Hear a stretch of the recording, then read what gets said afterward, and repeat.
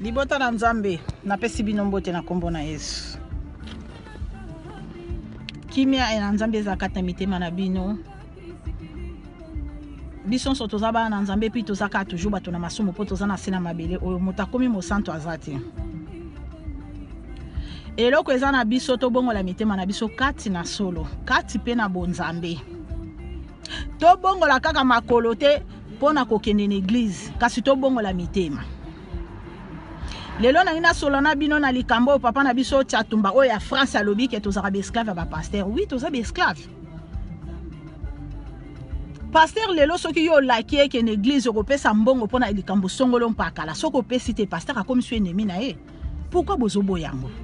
Na lobi te ke ba congolais nazo ba chrétien biso nyoso ba chrétien ekolo nyoso ya mondele ya moto mwindu yani biso nyoso ba chrétien. Tozaka be esclave ba pasteur.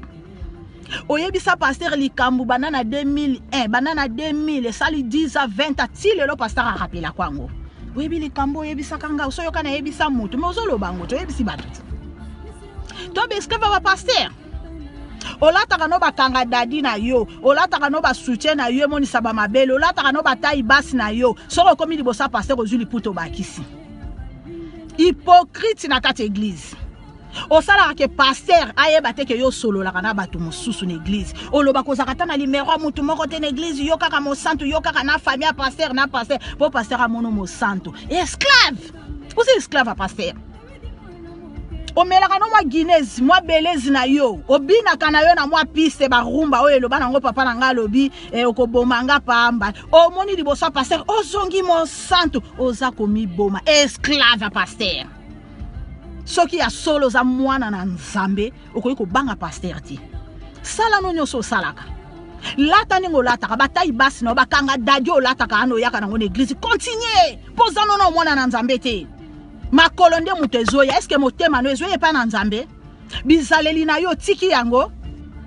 Ba pasteur bazomona kama mabe eza na nzoto abato o kindumba o moyibi o ekobo mais yo moko pasteur makambo eza na ndaku na yo so longoli yango. Mabe yo za nango so longoli.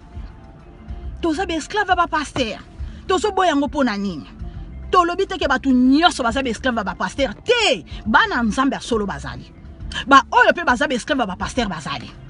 Atela mobali bilo na mesa te so amoni pasteur akomolenga ateli pasteur bilo na mesa. Nanda kwa sola bien te so amoni pasteur elobele chanze ba mone mo santo hypocrite. Ozo saela Nzambe ozo saela pasteur. Et pas pasteur ba mona komo santo makambo yo so sali banda.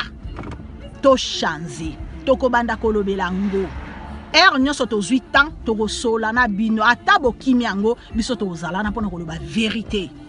Tout ça ba santo te. Tout ça na lola ti to na biso na mokina masumu ya mabe oyo. To so souffrir. To so mona mabe belé. Ba loba te. Yoko ba lobi to ba esclave na bango bolingi bo kimango bo yango bo sala ni atabo matibo kiti to ba esclave ba pasteur. Mikolo na sozo ke neno église te pasteur ana tina nota ko lobi sote. Oze esclave. So po sakani mateye chanza bwake lope ba mbwake la oze esclave.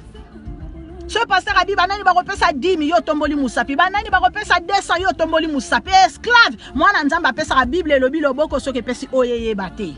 To se be esclave na bon to so wanga na poanye. Yo pe pasteur bazo benga bandimi be esclave na bino. Chanze te. Lukani nga omonela makambo. So muta yebisi yo likambo ate eleki yo kozongela kete kaka ke likambo yebisango so yo kanga na lobango eza mabe to chanze to ndinga komonela makambo na pesi mbote na baona linga mingi Michel na pesi mbote na mami Salon Barnett na pesi mbote na Colette Motema bambote bele na pesi mbote na papa na ngaza la propre belé engambe na nga ya mulai sikoyo noko oncle César bambote bele place osali pembe yo moyebi apesi pe mbote na vie na nga ya mobali na otanga komono musute po ba comprendre na pesi pe mbote ebele bisika nyonso bozali ba mbote ebele to tika motema mabe to sambela kati na solo na kombo na Yesu to yebi makambo nyonso tozo sala to za ba hypocrite